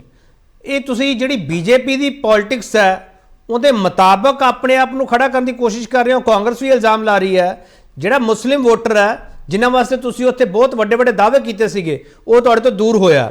ਫਿਰ 2020 ਵਾਲਾ ਜਿਹੜਾ ਡਾਟਾ ਵਿਧਾਨ ਸਭਾ ਵਾਲਾ, ਉਹਦੇ ਵਿੱਚ ਵੀ ਤੁਹਾਨੂੰ 11% ਵੋਟ ਸ਼ੇਅਰ ਦਾ ਨੁਕਸਾਨ ਹੋ ਰਿਹਾ। ਪਾਸੀ ਸਾਹਿਬ, ਐਮਸੀਡੀ ਦਾ ਜੇ ਗਿਣਤੀ ਕੀਤੀ ਜਾਵੇ, ਐਮਸੀਡੀ ਵਿੱਚ ਤੁਹਾਨੂੰ ਵਾਧਾ ਮਿਲਿਆ, ਰਾਜੂ ਜੀ ਨੇ ਹੁਣੇ ਡਾਟਾ ਦਿੱਤਾ, ਪਰ 11% ਵੋਟ ਸ਼ੇਅਰ ਤੁਹਾਡਾ ਕਿੱਥੇ ਚਲਾ ਗਿਆ? ਕੇਪੀ ਸਿੰਘ ਜੀ, ਇਹ ਜਿਹੜਾ ਤੁਸੀਂ ਗੱਲ ਕਹੀ ਹੈ ਇਹ ਐਕਚੁਅਲ ਸਹੀ ਨਹੀਂ ਹੈ, ਕਿਉਂਕਿ ਅਸੈਂਬਲੀ ਇਲੈਕਸ਼ਨਸ ਦੇ ਜਿਹੜੇ ਮੁੱਦੇ ਸੀਗੇ ਉਹ ਅਲੱਗ ਹੈ, ਐਮਸੀਡੀ ਦੇ ਅਲੱਗ ਹੈ। ਅਗਰ ਇਸ ਗੱਲ ਨੂੰ ਦੇਖਿਆ ਜਾਏ, ਫਿਰ ਤਾਂ ਜਦੋਂ ਪਿਛਲੀ ਵਾਰ ਸਾਡੀ ਸਰਕਾਰ ਬਣੀ ਹੈ ਤੇ ਨਾਲ ਦੀ ਨਾਲ ਸਾਡੀ ਐਮਸੀਡੀ ਆ ਜਾਣੀ ਚਾਹੀਦੀ ਸੀ। ਫਿਰ ਜਦੋਂ ਐਮਸੀਡੀ ਬੀਜੇਪੀ ਦੀ ਆਈ ਹੈ, ਫਿਰ ਤਾਂ ਨਾਲ ਦੀ ਨਾਲ ਅਗਲੇ ਵਾਰੀ ਬੀਜੇਪੀ ਦੀ ਅਸੈਂਬਲੀ ਆ ਜਾਣੀ ਚਾਹੀਦੀ ਸੀ। ਇਹ ਨਹੀਂ ਹੈ, ਐਮਸੀਡੀ ਦੇ ਮੁੱਦੇ ਅਲੱਗ ਹੈ। ਅਸੀਂ ਕੋਈ ਵੀ ਮੁੱਦਾ, ਜਿਹੜਾ ਮੁੱਦਾ ਸਮਾਜ ਨੂੰ ਵੰਡਣ ਦਾ ਕੰਮ ਕਰਦਾ ਹੋਵੇ, ਅਸੀਂ ਉਸ ਤੇ ਲੀਗਲੀ ਲੜਾਈ ਲੜਦੇ ਹਾਂ, ਪਰ ਅਸੀਂ ਲੋਕਾਂ ਦੇ ਵਿੱਚ ਇੱਕ ਫਰਕ ਪੈਦਾ ਕਰਨ ਦੀ ਨਹੀਂ ਗੱਲ ਕਰਦੇ। ਔਰ ਦੂਸਰੀ ਚੀਜ਼, ਇੱਕ ਚੀਜ਼ ਦੇਖੋ ਕਿ ਐਮਸੀਡੀ ਦੇ ਅਗਰ ਇਲੈਕਸ਼ਨ ਨੂੰ ਦੇਖੋਗੇ ਤਾਂ ਸਾਡਾ ਵੋਟ ਸ਼ੇਅਰ ਹੁਣ ਇਸ ਵਾਰੀ 42.05% ਹੈ, ਬੀਜੇਪੀ ਦਾ 39.9% ਹੈ, ਕਾਂਗਰਸ ਦਾ 11.68% ਹੈ। ਅਗਰ ਬੀਜੇਪੀ ਦਾ 1 ਜਾਂ 2% ਵੋਟ ਸ਼ੇਅਰ ਵਧਿਆ ਤਾਂ ਉਹ ਕਾਂਗਰਸ ਦਾ ਵੋਟ ਬੈਂਕ ਘਟਿਆ। ਬੀਐਸਪੀ ਦਾ ਮਹਿਜ 1.8% ਹੈ ਬੀਐਸਪੀ ਦਾ। ਇਹ ਜਿਹੜੀਆਂ ਚੀਜ਼ਾਂ ਹੋਈਆਂ ਨਾ, ਸਾਡਾ ਵੋਟ ਸ਼ੇਅਰ ਵਧਿਆ, ਸਾਡਾ ਵੋਟ ਸ਼ੇਅਰ ਘਟਿਆ ਨਹੀਂ ਹੈ। ਜਿੱਦਾਂ ਮੈਂ ਬਿਲਕੁਲ ਰਾਜੂ ਜੀ ਦੀ ਗੱਲ ਦੇ ਨਾਲ ਸਹਿਮਤ ਹਾਂ, ਫਿਰ ਤਾਂ ਪਾਰਲੀਮੈਂਟ ਦੀ 7 ਦੀ 7 ਸੀਟਾਂ ਬੀਜੇਪੀ ਜਿੱਤ ਗਈ ਸੀ। ਇਸ ਚੀਜ਼ ਦਾ ਅਸਰ ਜਿਹੜਾ ਮੈਂ ਤੁਹਾਨੂੰ ਦੱਸਣੀ ਚਾਹ ਰਿਹਾ। ਦੂਜਾ ਜਿਹੜੀ ਮੈਂ ਦੱਸਣਾ ਚਾਹ ਰਿਹਾ ਕਿ ਇਹ ਮੁਸਲਿਮ ਵੋਟ ਬਿਲਕੁਲ ਸਾਡੇ ਤੋਂ ਦੂਰ ਨਹੀਂ ਹੋਇਆ। ਇੱਕ ਮਿੰਟ ਲਾਉਂਗਾ ਸਿਰਫ। ਜਿਹੜੀ ਗੋਸ਼ਾ ਜੀ ਨੇ ਜਿਹੜੀ ਗੱਲ ਕਰਕੇ ਗਏ ਆ ਕਿ ਕਾਂਗਰਸ ਔਰ ਆਮ ਮਿਲ ਕੇ ਬੜੀ ਵਧੀਆ ਤਰੀਕੇ ਨਾਲ, ਰਾਜੂ ਵਿਲੀਅਮ ਜੀ ਨੇ ਤੁਹਾਨੂੰ ਚੰਡੀਗੜ੍ਹ ਦੀ ਐਗਜ਼ਾਮਪਲ ਦੇਤੀ, ਗੋਆ ਦੀ ਦੇਤੀ, ਮੈਂ ਪੰਜਾਬ ਦੀ ਉਹ ਦੇ ਦੇਣਾ ਜੀ ਕਿ ਕਿੱਦਾਂ ਇਹ ਕਾਂਗਰਸ ਔਰ ਬੀਜੇਪੀ ਰਲ ਮਿਲ ਕੇ ਖੇਲਦੇ ਆ। ਜਿਸ ਦੀ ਸਭ ਤੋਂ ਵੱਡੀ ਐਗਜ਼ਾਮਪਲ ਹੈ ਕਾਂਗਰਸ ਦੇ ਲੋਕ ਸਭਾ 'ਚ ਵਿਰੋਧੀ ਧਿਰ ਦੇ ਨੇਤਾ ਪ੍ਰਤਾਪ ਬਾਜਵਾ ਤੇ ਉਹਨਾਂ ਦੇ ਭਰਾ ਫਤਿਹ ਜੰਗ ਬਾਜਵਾ। ਤੁਸੀਂ ਦੇਖੋ ਕਿ ਫਤਿਹ ਜੰਗ ਬਾਜਵਾ ਬੀਜੇਪੀ ਜੁਆਇਨ ਕਰਦੇ ਆ, ਜਿੱਥੋਂ ਉਹ ਐਮਐਲਏ ਹੁੰਦੇ ਆ, ਉੱਥੋਂ ਪ੍ਰਤਾਪ ਬਾਜਵਾ ਜੀ ਕਹਿੰਦੇ ਮੈਂ ਲੜਨਾ ਹੈ, ਤਾਂ ਬੀਜੇਪੀ ਕਹਿੰਦੀ ਨਹੀਂ ਆਪਾਂ ਹੁਣ ਉੱਥੋਂ ਨਹੀਂ ਲੜਾਂਗੇ, ਤੁਸੀਂ ਬਟਾਲਾ ਸ਼ਿਫਟ ਕਰ ਜਾਓ। ਆਪਸ 'ਚ ਰਲ ਮਿਲ ਕੇ ਖੇਲ। ਔਰ ਬਲਵੀਰ ਸਿੱਧੂ ਜੀ ਜਿਨ੍ਹਾਂ ਦੇ ਮੈਡੀਕਲ ਘੁਟਾਲੇ ਦਾ ਸਿਸਟਮ ਚੱਲਣ ਲੱਗਿਆ ਤੇ ਬੀਜੇਪੀ ਕਹਿੰਦੀ ਤੁਸੀਂ ਸਾਡੇ 'ਚ ਆ ਜਾਓ, ਬਚਾਉਣ ਦੀ ਕੋਸ਼ਿਸ਼। ਇਹਦਾ ਧਰਮਸੋਤ ਜੀ ਚੱਕੇ ਗਏ, ਨਹੀਂ ਤਾਂ ਇਹਨਾਂ ਨੇ ਅਗਲੇ ਦਿਨ ਉਹਨਾਂ ਨੂੰ ਵੀ ਇਹਨਾਂ ਨੇ ਲਿਆਣਾ ਸੀ ਆਪਣੇ ਵਿੱਚ। ਸੋ ਮਤਲਬ ਕਾਂਗਰਸ ਔਰ ਬੀਜੇਪੀ ਇਹ ਐਕਚੁਅਲ 'ਚ ਇੱਕੋ ਲਾਈਨ ਤੇ ਚੱਲ ਰਿਹਾ। ਔਰ ਤੁਸੀਂ ਜਿਹੜਾ ਬੀਜੇਪੀ ਡਰਾਮਾ ਕਰਦੀ ਹੈ ਨਾ ਕਾਂਗਰਸ ਮੁਕਤ ਭਾਰਤ, ਉਹ ਐਕਚੁਅਲ 'ਚ ਕਾਂਗਰਸ युक्त बीजेपी बन रही है। चलो बीजेपी और कांग्रेस मिलके खेलते हैं सारा खेल और लोगों ने बुरी तरह इन्हां दी इस पॉलिटिक्स ਨੂੰ ਸਮਝਦੇ ਹੋਏ बुरी तरह ਨਕਾਰਿਆ। ਚਲੋ ਠੀਕ ਹੈ ਗੋਸ਼ਾ ਜੀ ਡਬਲ ਇੰਜਨ ਦੀ ਸਰਕਾਰ ਕਹੀ ਜਾ ਰਹੀ ਹੈ, ਤੁਸੀਂ ਹਰ ਜਗ੍ਹਾ ਡਬਲ ਇੰਜਨ ਦਾ ਰੌਲਾ ਪਾਉਂਦੇ ਹੋ ਜਾ ਕੇ, ਡਬਲ ਇੰਜਨ ਸਰਕਾਰ ਹੈ, ਇੱਥੇ ਸਾਨੂੰ ਵੋਟਾਂ ਦੇ ਦਿਓ ਅਸੀਂ ਆਹ ਕਰਾਂਗੇ। ਹੁਣ ਆਮ ਆਦਮੀ ਪਾਰਟੀ ਬਾਰੇ ਕਹਿੰਦੇ ਡਬਲ ਇੰਜਨ ਸਰਕਾਰ ਹੈ, ਪਰ ਮੈਨੂੰ ਲੱਗਦਾ ਡਬਲ ਇੰਜਨ ਸਰਕਾਰ ਤੁਹਾਡੀ ਵੀ ਉੱਥੇ ਬੈਠੀ ਆ। 7 MP ਤੁਹਾਡੇ ਆ, 7 ਸੀਟਾਂ ਉੱਥੇ, LG ਸਾਹਿਬ ਤੁਹਾਡੇ ਨੇ, ਗ੍ਰਹਿ ਮੰਤਰਾਲਾ ਤੁਹਾਡੇ ਕੋਲੇ ਆ ਸਾਰਾ। ਗੋਸ਼ਾ ਜੀ ਡਬਲ ਇੰਜਨ ਸਰਕਾਰ ਤੁਹਾਡੀ ਹੈ ਕਿ ਇਹਨਾਂ ਦੀ, ਮੈਨੂੰ ਸਮਝਾ ਦਿਓ ਮਾੜਾ ਜਿਹਾ। KP ਸਾਹਿਬ ਅਸੀਂ ਕਹਿੰਦੇ ਆ ਵੀ ਸਾਡੇ ਕੋਲ ਡਬਲ ਇੰਜਨ ਦੀ ਸਰਕਾਰ ਹੈ, ਅਸੀਂ ਸਰਕਾਰ ਚਲਾ ਕੇ ਦੇਸ਼ ਦੇ ਵਿੱਚ ਕੰਮ ਕੀਤਾ ਆ। ਜਿਹੜੀ ਸਟੇਟ ਦੇ ਵਿੱਚ ਵੀ ਵੜੇ ਆ ਉਹ ਸਟੇਟ ਦੇ ਵਿੱਚ ਬਦਮਾਸ਼ੀ ਗੁੰਡਾਗਰਦੀ ਖਤਮ ਕੀਤੀ ਹੈ। ਜੇ ਯੂਪੀ ਦੇ ਵਿੱਚ ਗਏ ਆ ਤੇ ਉੱਥੇ ਗੁੰਡਾ ਤੰਤਰ ਖਤਮ ਕੀਤਾ, ਤੇ ਅੱਜ ਪੰਜਾਬ ਦੇ ਹਾਲਾਤ ਕੀ ਬਣ ਗਏ ਆ? ਪੰਜਾਬ ਦੇ ਹਾਲਾਤ ਬਦਲਾਵ ਦੇ ਨਾਮ ਤੇ ਆਮ ਆਦਮੀ ਪਾਰਟੀ ਲੈ ਕੇ ਆਂਦੇ, ਹਾਲਾਤ ਕੀ ਬਣ ਗਿਆ? ਇਹ ਬਾਰ-ਬਾਰ ਇੱਕ ਗੱਲ ਕਰਦੇ ਕਿ ਅਸੀਂ ਛੱਡ ਗਏ। ਜਿਹੜੇ 104 ਸੀਟਾਂ ਸਾਡੀਆਂ ਜਿਹੜੀਆਂ ਕਲੀਅਰ ਕੱਟ ਆਈਆਂ, ਉੱਥੇ ਤੁਸੀਂ ਕਿਉਂ ਨਹੀਂ ਜਿੱਤੇ? ਫਿਰ ਉੱਥੇ ਕੰਮ ਤੁਸੀਂ ਕੀਤਾ ਨਹੀਂ ਸੀਗਾ? ਉੱਥੇ ਵੀ ਕੰਮ ਕਰਨਾ ਚਾਹੀਦਾ ਸੀ। ਇਹ ਜਿੱਤ ਹਾਰ ਦੀ ਗੱਲ ਨਹੀਂ ਹੁੰਦੀ। ਮੈਂ ਫਿਰ ਕਹਿ ਰਿਹਾ 40 ਤੋਂ ਵੱਧ ਸੀਟਾਂ ਦੇ ਉੱਤੇ 400-500 ਦਾ ਮਾਰਜਨ ਦਾ ਫਰਕ ਪਿਆ। ਹੋ ਸਕਦਾ ਸਾਡੀ ਕਮਜ਼ੋਰੀਆਂ ਰਹੀਆਂ ਵਾ, ਹੋ ਸਕਦਾ ਅਸੀਂ ਕੰਮ ਘੱਟ ਕੀਤਾ ਵਾ, ਹੋ ਸਕਦਾ ਸਾਡੇ ਕੋਈ ਵਰਕਰ ਨਾਰਾਜ਼ ਹੋਵੇ, ਅਸੀਂ ਨਾਮ ਮਨਾਉਣ 'ਚ ਕਾਮਯਾਬ ਹੋਵਾਂਗੇ, ਪਰ ਤੁਸੀਂ ਇਹਦੇ ਵਿੱਚ ਨਹੀਂ ਜਿੱਤੇ। ਇਹ 'ਚ ਖੇਡ ਰਚੀ ਆ। ਅੰਮ੍ਰਿਤਾ ਜੀ ਕਹਿੰਦੇ ਵੀ ਇਹ ਰਲੇ ਹੋਇਆ। 2013 'ਚ ਸਰਕਾਰ ਤੁਸੀਂ ਬਣਾਈ ਸੀ ਆਮ ਆਦਮੀ ਪਾਰਟੀ ਨਾਲ, ਅਸੀਂ ਨਹੀਂ ਬਣਾਈ ਸੀਗੀ ਸਰਕਾਰ, ਤੁਸੀਂ ਬਣਾਈ ਹੋਈ ਆ। ਹੁਣ ਇਹ ਆਮ ਆਦਮੀ ਪਾਰਟੀ ਵਾਲੇ ਬੁਲਾਰੇ ਕਹਿ ਰਹੇ ਸੀਗੇ ਵੀ ਬਾਜਵਾ ਸਾਹਿਬ ਦੀ ਗੱਲ ਕਰ ਰਹੇ ਸੀ, ਉਹ ਤੁਹਾਡੇ ਤਾਂ 6 ਦੇ 6 MLA ਜਿਹੜੇ ਲੁਧਿਆਣੇ 'ਚ ਜਿੱਤੇ ਆ, ਮੈਂ ਲੁਧਿਆਣੇ ਸ਼ਹਿਰ ਨੂੰ ਬਿਲੋਂਗ ਕਰਦਾ, ਉਹ 6 ਦੇ 6 ਕਾਂਗਰਸ 'ਚੋਂ ਆਏ ਆ। ਤੁਹਾਡੇ ਕੋਲ ਤਾਂ ਕਾਂਗਰਸੀ ਸਾਰੇ ਇੱਧਰ ਸ਼ਿਫਟ ਹੋ ਗਏ। ਨਾਲੇ ਰਵਨੀਤ ਸਿੰਘ ਬਿੱਟੂ ਜਿਹੜੇ MP ਸਾਹਿਬ ਹੈ ਲੁਧਿਆਣੇ ਤੋਂ, ਉਹ ਤਾਂ ਖੁਦ ਕਹਿੰਦੇ ਸੀ ਵੀ ਅਸੀਂ ਉੱਧਰ ਭੇਜੇ, ਜਦੋਂ ਮਰਜ਼ੀ ਇੱਧਰ ਲੈ ਕੇ ਆ ਜਾਈਏ। ਇਹ ਤੁਹਾਡੀ ਤਾਂ ਖੇਡ ਚੱਲਦੀ ਹੈ, ਤੁਹਾਡੇ ਤਾਂ ਅਫੀਸ਼ੀਅਲੀ ਬਿਆਨ ਹੈਗੇ ਆ, ਸਾਨੂੰ ਦੱਸਣ ਦੀ ਜ਼ਰੂਰਤ ਨਹੀਂ। ਬਾਕੀ ਰਹਿ ਗਈ ਗੱਲ, ਜੇ ਬਿਲਕੁਲ ਮੈਂ ਇੱਕ ਗੱਲ ਕਹਿਣੀ ਚਾਹੁੰਦਾ KP ਸਾਹਿਬ, ਦੇਸ਼ ਦੀ ਪੋਲਿਟਿਕਸ MP ਹੋਰ ਚੀਜ਼ ਹੈ, ਬਿਲਕੁਲ ਹੋਰ ਚੀਜ਼ ਹੈ। ਕਾਰਪੋਰੇਸ਼ਨ MCD ਦੇ ਲੋਕਲ ਮੁੱਦੇ ਆ, ਗਲੀਆਂ ਨਾਲੀਆਂ ਦੇ ਮੁੱਦੇ ਆ, ਕੂੜੇ ਦੇ ਮੁੱਦੇ ਹੈਗੇ, ਮੁੱਦੇ ਫਰਕ ਹੈਗਾ। ਜੇ ਫਰਕ ਨਾ ਹੋਵੇ ਤੇ ਫਿਰ ਬੜੀਆਂ ਚੀਜ਼ਾਂ ਸੇਮ ਹੋ ਸਕਦੀਆਂ। ਹੁਣ ਤੁਸੀਂ ਕਹਿਣ ਲੱਗ ਪਏ ਛੋਟੇ ਮੁੱਦੇ ਆ, ਇਹ ਛੋਟੇ ਮੁੱਦੇ ਆ, ਗਲੀਆਂ ਨਾਲੀਆਂ ਦੇ ਮੁੱਦੇ ਆ, ਤੁਸੀਂ ਸਾਰੀ ਫੋਰਸ ਲਾਤੀ ਗੋਸ਼ਾ ਜੀ ਉੱਥੇ MCD ਦੇ ਵਿੱਚ, ਸਾਰੀ ਫੋਰਸ ਲਾਤੀ ਤੁਸੀਂ। ਇੱਕ ਤੁਹਾਡੇ ਤੇ ਹੋਰ ਵੀ ਐਲੀਗੇਸ਼ਨ ਹੈਗਾ ਗੋਸ਼ਾ ਜੀ, ਸੁਣ ਲਓ ਨਾ ਫਿਰ। ਇੱਕ ਹੋਰ ਵੀ ਤੁਹਾਡੇ ਤੇ ਐਲੀਗੇਸ਼ਨ ਹੈਗਾ, ਜਿਹੜੀ ਤੁਸੀਂ ਡੇਟਸ ਅਨਾਉਂਸ ਕੀਤੀਆਂ ਗੁਜਰਾਤ, ਹਿਮਾਚਲ ਤੇ MCD ਇਲੈਕਸ਼ਨਸ ਦੀਆਂ, ਉਹਦੇ ਵਿੱਚ ਵੀ ਤੁਹਾਡੇ ਤੇ ਇਲਜ਼ਾਮ ਲੱਗਦੇ ਪਏ ਆ। ਮੈਂ ਉਹਦਾ ਜਵਾਬ ਦੇ ਰਿਹਾ ਜੀ KP ਸਾਹਿਬ। ਫਿਰ ਸਾਡੀ ਤਾਂ ਟੀਮਾਂ ਗੁਜਰਾਤ ਤੇ ਹਿਮਾਚਲ ਲੱਗੀਆਂ ਹੋਈਆਂ ਸੀਗੀਆਂ, ਫਿਰ ਇਹ ਕਿੱਦਾਂ ਕਹਿੰਦੇ ਇੱਧਰ ਲੱਗੀਆਂ ਹੋਈਆਂ ਸੀ? ਸਾਡਾ ਇਲੈਕਸ਼ਨ ਉੱਥੇ ਨਹੀਂ ਸੀ, ਇਹਨਾਂ ਦਾ ਵੱਖਰਾ ਇਲੈਕਸ਼ਨ ਸੀਗਾ। ਐਵੇਂ ਇਲਜ਼ਾਮ ਲਾਉਣ ਨੂੰ ਕੀ ਹੈ? ਤਾਂ ਇਹ ਤਾਂ ਬਹੁਤ ਕੁਝ ਇਲਜ਼ਾਮ ਲਗਾਉਂਦੇ। ਆਮ ਆਦਮੀ ਪਾਰਟੀ ਦਾ ਕੰਮ ਹੀ ਝੂਠ ਬੋਲਣਾ ਤੇ ਝੂਠ ਦਾ ਜੰਮ ਕੇ ਪ੍ਰਚਾਰ ਕਰਨਾ, ਉਹੀ ਤਾਂ ਕੰਮ ਹੈ ਇਹਨਾਂ ਕੋਲੋਂ। ਠੀਕ, ਅੰਮ੍ਰਿਤ ਕੌਰ ਗਿੱਲ, ਆਮ ਆਦਮੀ ਪਾਰਟੀ ਹੁਣ ਸਿੱਧਾ ਕਹਿੰਦੀ ਹੈ ਦਿੱਲੀ ਵਾਲਾ ਟ੍ਰੇਲਰ ਤੁਸੀਂ ਦੇਖ ਲਿਆ, ਪੰਜਾਬ ਵਿੱਚ ਫਿਲਮ ਬਾਕੀ ਹੈ, ਇੱਥੇ ਵੀ ਕਾਰਪੋਰੇਸ਼ਨ ਜਿੱਤਾਂਗੇ।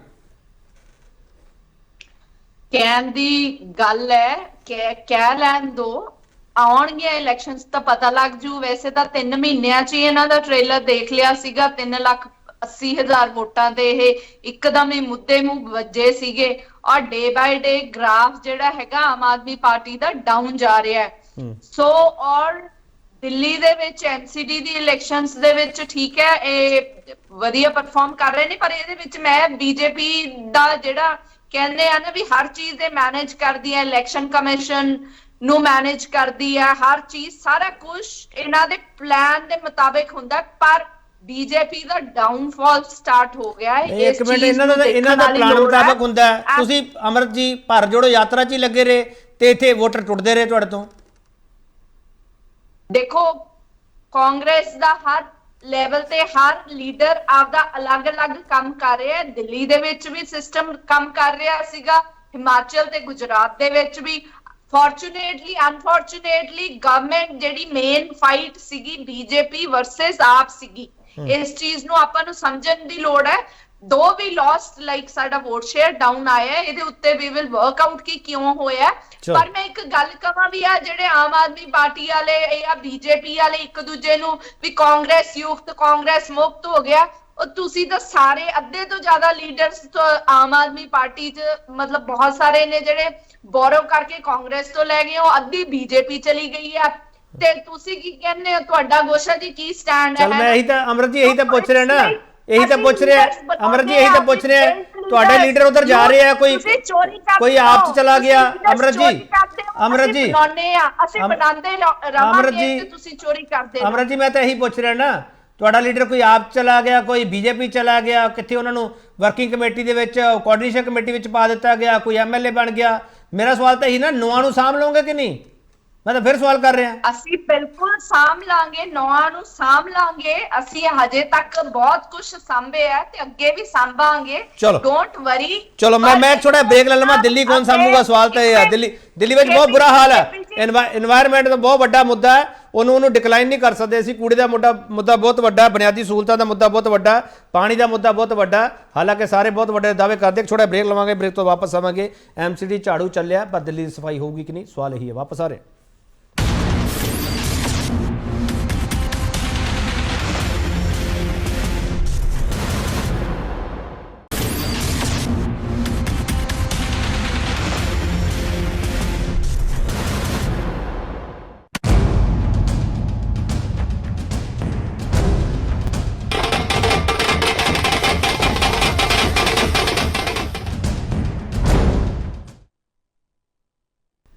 ਇੱਕ ਵਾਰ ਫਿਰ ਤੁਹਾਡਾ ਸਵਾਗਤ ਕਰਦੇ ਹਾਂ। ਵੱਡਾ ਸਵਾਲ ਤੁਹਾਡੇ ਸਾਹਮਣੇ ਪਿਆ, ਐਮਸੀਡੀ ਦੇ ਨਤੀਜਿਆਂ ਦਾ ਪੰਜਾਬ ਦੀ ਸਿਆਸਤ ਤੇ ਕੀ ਅਸਰ ਹੋਵੇਗਾ। ਰਾਜੂ ਵੀਰਨ ਜੀ, ਲਾਸਟ ਟੇਕ ਮੈਂ ਤੁਹਾਡਾ ਲਵਾਂਗਾ। ਇੱਕ ਮੈਂ ਪੁਆਇੰਟ ਪਹਿਲਾਂ ਲੈ ਲਾਂ। ਗੁਰਦੀਪ ਸਿੰਘ ਗੋਸ਼ਾ ਸਾਹਿਬ, ਤੁਸੀਂ ਦਿੱਲੀ ਵਿੱਚ ਕੇਜਰੀਵਾਲ ਹਰਾਂ ਨੂੰ ਕੰਮ ਕਰਨ ਦੋਗੇ ਕਿ ਨਹੀਂ ਕਰਨ ਦੋਗੇ? ਕਿਉਂਕਿ ਇਸ ਤੋਂ ਪਹਿਲਾਂ ਉੱਥੇ ਬਹੁਤ ਡਰਾਮਾ ਹੋਇਆ, ਮਨੀਸ਼ ਸਿਸੋਦੀਆ ਵਾਲਾ ਐਪੀਸੋਡ। ਹਾਲਾਂਕਿ ਉਹਨਾਂ ਦੇ ਵੀ ਕੁਝ ਕੌਂਸਲਰ ਹਾਰੇ ਆ, ਅਸੀਂ ਉਹ ਡਾਟਾ ਹੌਲੀ ਹੌਲੀ ਸਾਰਾ ਰਿਸਰਚ ਕਰਦੇ ਪਏ ਹਾਂ।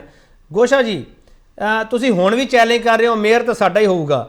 ਗੋਸ਼ਾ ਜੀ, ਇਹ ਜੇ ਲੋਕਾਂ ਨੇ ਇਹਨਾਂ ਨੂੰ ਮੈਂਡੇਟ ਦਿੱਤਾ ਹੈਗਾ, ਸਵੀਕਾਰ ਕਰੋ ਨਾ, ਕਿਉਂ ਪਰਦੇ ਪਿੱਛੇ ਖੇਡਾਂ ਖੇਡਦੇ ਹੋ?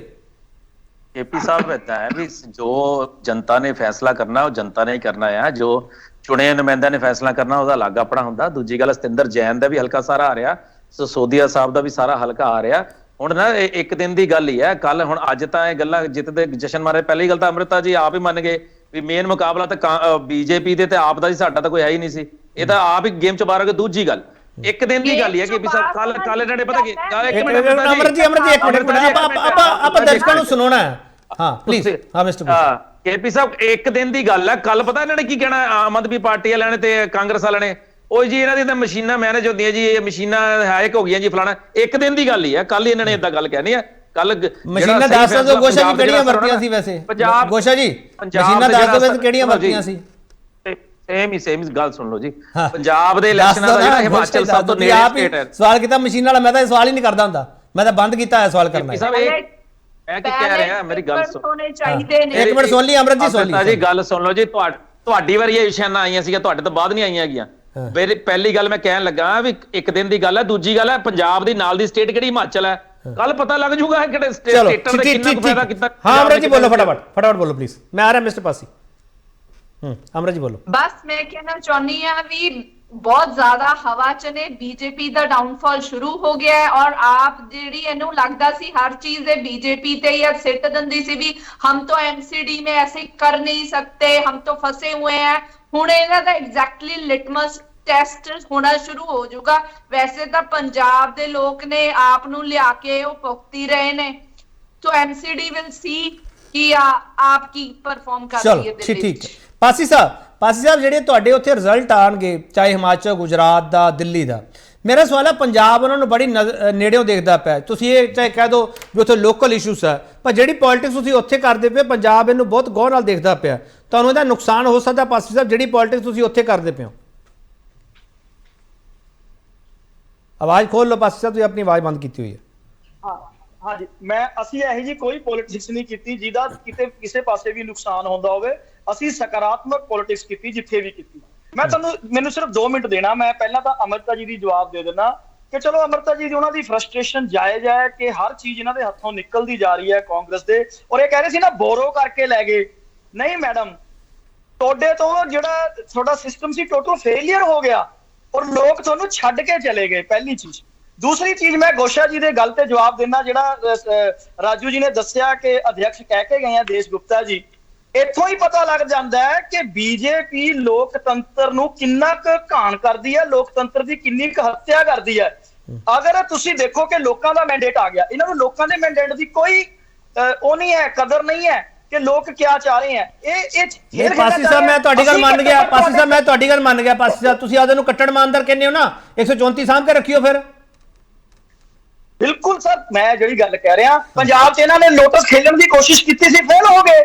ਕਾਂਗਰਸ ਉਹਨਾਂ ਮਿਲ ਜਾਂਦੇ ਆ ਕਿਉਂਕਿ ਇਹਨਾਂ ਦੇ ਜਿਹੜੇ ਆਰਥਿਕ ਇੰਟਰਸਟ ਜੁੜੇ ਹੋਏ ਆ ਇਹਨਾਂ ਦੇ ਲੀਡਰਾਂ ਦੇ, ਉਹ ਉੱਥੇ ਆ ਕੇ ਨਾ ਸਰ ਇਹ ਆਪਸ 'ਚ ਰੱਦੋ ਬਦਲ ਲੈਣ ਦੇਣ ਕਰ ਲੈਂਦੇ ਆ। ਆਮ ਆਦਮੀ ਪਾਰਟੀ ਬਿਲਕੁਲ ਕੱਟੜ ਇਮਾਨਦਾਰੀ ਨਾਲ ਕੰਮ ਕਰਦੀ ਹੈ। ਤੁਹਾਡੇ ਚੈਨਲ ਤੋਂ ਇੱਕ ਗੱਲ ਕਰਦੇ ਆ, ਚਾਹੇ ਕੱਲ ਨੂੰ ਹਿਮਾਚਲ ਦਾ ਕੋਈ ਵੀ ਰਿਜ਼ਲਟ ਆਵੇ, ਬੀਜੇਪੀ ਉੱਥੇ ਗੁਜਰਾਤ ਦਾ ਰਿਜ਼ਲਟ ਕੋਈ ਵੀ ਆਵੇ, ਅਸੀਂ ਬੀਜੇਪੀ ਦੀ ਤਰ੍ਹਾਂ ਨਾ ਲੋਕਤੰਤਰ ਦੀ ਹੱਤਿਆ ਕਰਨ ਦੀ ਗੱਲ ਨਹੀਂ ਕਰਾਂਗੇ। ਚਲੋ ਠੀਕ ਹੈ। ਰਾਜੂ ਵਿਲੀਅਮ ਜੀ 2 ਮਿੰਟ ਹੈ। ਰਾਜੂ ਵਿਲੀਅਮ ਜੀ ਕਿਰਪਾ ਕਰਕੇ 2 ਮਿੰਟ ਚ ਸਮੇਟਿਓ। ਮੇਰਾ ਬਹੁਤ ਸਿੱਧਾ ਸਵਾਲ ਹੈ ਰਾਜੂ ਵਿਲੀਅਮ ਜੀ। ਰਾਜੂ ਵਿਲੀਅਮ ਬਹੁਤ ਸਿੱਧਾ ਸਵਾਲ ਹੈ, ਜੋ ਪੋਲਿਟਿਕਸ ਬੀਜੇਪੀ ਕਰਦੀ ਹੈ ਕਿ ਆਮ ਆਦਮੀ ਪਾਰਟੀ ਉਸੇ ਸ਼ੂਜ਼ ਵਿੱਚ ਆਪਣੇ ਪੈਰ ਪਾਉਣ ਦੀ ਕੋਸ਼ਿਸ਼ ਕਰ ਰਹੀ ਹੈ? ਪਹਿਲਾ ਸਵਾਲ ਇਹਦੇ ਨਾਲ ਹੀ ਜੁੜਿਆ ਹੋਇਆ ਕਿਉਂਕਿ ਜਿਹੜਾ ਮੁਸਲਮਾਨ ਵੋਟਰ ਹੈ ਉਹ ਕਾਂਗਰਸ ਨਾਲ ਗਿਆ, ਕੀ ਅਸੀਂ ਇਸ ਰੁਝਾਨ ਨੂੰ ਉਸ ਨਾਲ ਜੋੜ ਕੇ ਦੇਖ ਸਕਦੇ ਹਾਂ ਕਿ ਬੀਜੇਪੀ ਦਾ ਮੁੱਖ ਮੁਕਾਬਲਾ ਆਮ ਆਦਮੀ ਪਾਰਟੀ ਨਾਲ ਹੀ ਹੋਊਗਾ ਫਿਊਚਰ ਦੇ ਵਿੱਚ? ਰਾਜੂ ਵਿਲੀਅਮ ਜੀ ਤੁਸੀਂ ਜਿਹੜਾ ਸਵਾਲ ਕੀਤਾ ਉਹ ਇੰਨਾ ਅਹਿਮ ਹੈ, ਲੇਕਿਨ ਮਿੰਟ 2 ਹੀ ਹੈ। ਮਿੰਟ 2 ਹੈ, ਕਿਰਪਾ ਕਰਕੇ 2 ਮਿੰਟ। ਇਹ ਸਵਾਲ ਹੈ ਜੇ ਇਹਦਾ ਜਵਾਬ ਲੈਣਾ ਨਾ ਤਾਂ ਇਹਦੇ ਲਈ ਘੱਟੋ ਘੱਟ 2 ਘੰਟੇ, ਕਿਉਂਕਿ ਜੇ ਮੈਂ ਇੱਥੇ ਗੱਲ ਕਰਾਂਗਾ, ਮੈਂ ਬਹੁਤ ਕਲੀਅਰ ਹੈ ਇਸ ਸਵਾਲ ਤੇ, ਔਰ ਬੇਹੱਦ ਅਹਿਮ ਸਵਾਲ ਹੈ, ਹਿੰਦੁਸਤਾਨ ਦੀ ਰਾਜਨੀਤੀ ਚ ਏਦਾਂ ਹੋਣ ਜਾ ਰਿਹਾ ਹੈ। ਤੁਸੀਂ ਇੱਕ ਗੱਲ ਸਮਝਣ ਦੀ ਕੋਸ਼ਿਸ਼ ਕਰੋ ਕਿ ਬੀਜੇਪੀ ਸੱਤਾ ਤੇ ਕਾਬਜ਼ ਹੈ, ਲੇਕਿਨ ਉਹ ਜੇ ਕਾਬਜ਼ ਹੋਈ ਹੈਗੀ ਹੈ ਤਾਂ ਉਹ ਥਰੂ ਇਲੈਕਟੋਰਲ ਸਿਸਟਮ ਹੋਈ ਹੈ। ਉਹਨਾਂ ਨੇ ਚੋਣਾਂ ਲੜੀਆਂ, ਉਹਨਾਂ ਨੇ ਚੋਣਾਂ ਜਿੱਤੀਆਂ। ਫਰਕ ਇਹ ਹੋਇਆ ਕਿ ਉਹਨਾਂ ਨੇ ਜਿਹੜੀ ਪੈਂਤੜੇਬਾਜ਼ੀ ਅਖਤਿਆਰ ਕੀਤੀ, ਜਿਹੜੀ ਰਣਨੀਤੀ ਬਣਾਈ, ਉਹ ਰਣਨੀਤੀ ਜਿਹੜੀ ਹੈ ਦੂਸਰੀਆਂ ਪਾਰਟੀਆਂ, ਵਿਰੋਧੀ ਪਾਰਟੀਆਂ ਜਿਹੜੀਆਂ ਹੈਗੀਆਂ, ਉਹ ਤੋਂ ਮਾਤ ਖਾ ਗਈਆਂ।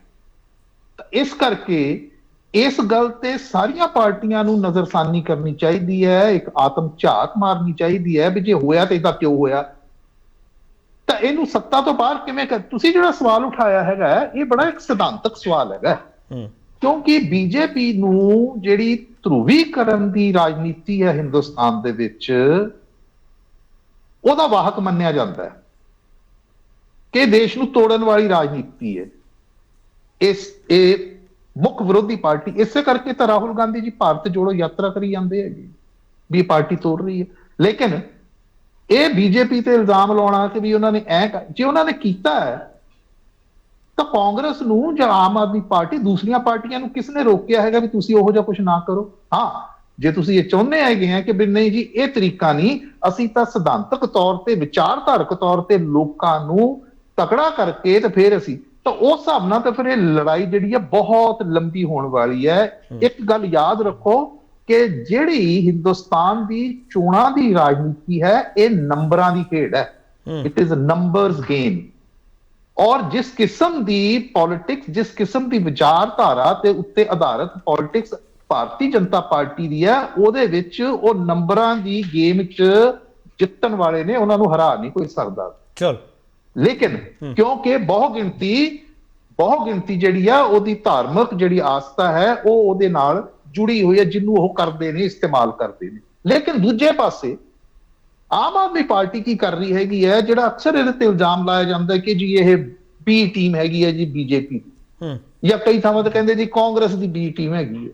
ਠੀਕ ਹੈ ਜੀ, ਹੁਣ ਕਾਂਗਰਸ ਹਿਮਾਚਲ ਚ ਕਹਿ ਰਹੀ ਹੈਗੀ ਹੈ ਜੀ ਇਹ ਭਾਜਪਾ, ਆਮ ਆਦਮੀ ਪਾਰਟੀ ਮੈਦਾਨ ਛੱਡ ਕੇ ਭੱਜ ਗਏ ਕਿਉਂਕਿ ਇਹ ਬੀਜੇਪੀ ਦੀ ਬੀ ਟੀਮ ਹੈ।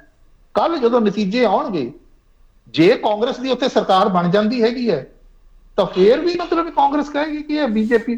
ਉਹ ਜੇ ਇਹ ਬੜਾ ਇੰਟਰਸਟਿੰਗ ਹੈ। Please hear me out. ਮੈਂ ਇਸੇ ਕਰਕੇ ਨਾ ਉਹਦੇ ਚ ਨਹੀਂ ਆਉਂਦਾ ਹੈਗਾ।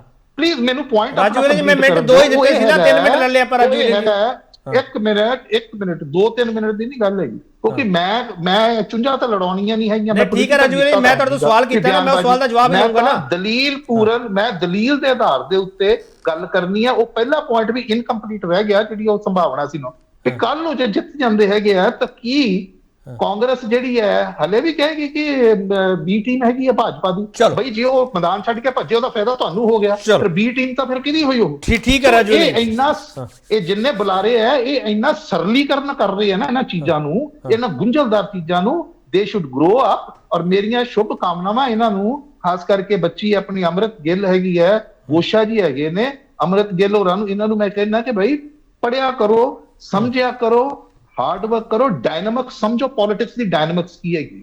ਚਲੋ ਰਾਜੂ ਜੀ ਆਪਾਂ 2 ਘੰਟੇ ਕੱਢਾਂਗੇ ਇਸ ਡਿਬੇਟ ਲਈ, ਲੋੜ ਹੈ 2 ਘੰਟੇ ਕੱਢਾਂਗੇ ਆਪਾਂ ਰਾਜੂ ਲਈ। ਬਹੁਤ ਧੰਨਵਾਦ ਤੁਹਾਡਾ, ਲੋੜ ਹੈ, ਤੁਸੀਂ ਭਵਿੱਖੋ ਕਾਂਗਰਸ। ਬਹੁਤ ਧੰਨਵਾਦ ਤੁਹਾਡਾ ਬਿਕਰਮ ਜੀ ਪਾਸੀ, ਤੁਹਾਡਾ ਬਹੁਤ ਧੰਨਵਾਦ। ਗੋਸ਼ਾ ਜੀ ਤੁਹਾਡਾ ਬਹੁਤ ਧੰਨਵਾਦ। ਅੰਮ੍ਰਿਤ ਕੌਰ ਗਿੱਲ ਤੁਹਾਡਾ ਬਹੁਤ ਧੰਨਵਾਦ। ਆંકੜਿਆਂ ਦੇ ਸਹਿਤ ਅਸੀਂ ਸਾਰੇ ਤੱਥਾਂ ਦੇ ਤਹਿਤ ਇਹ ਸਾਰੀ ਡਿਬੇਟ ਤੁਹਾਡੇ ਅੱਗੇ ਰੱਖੀ ਹੈ।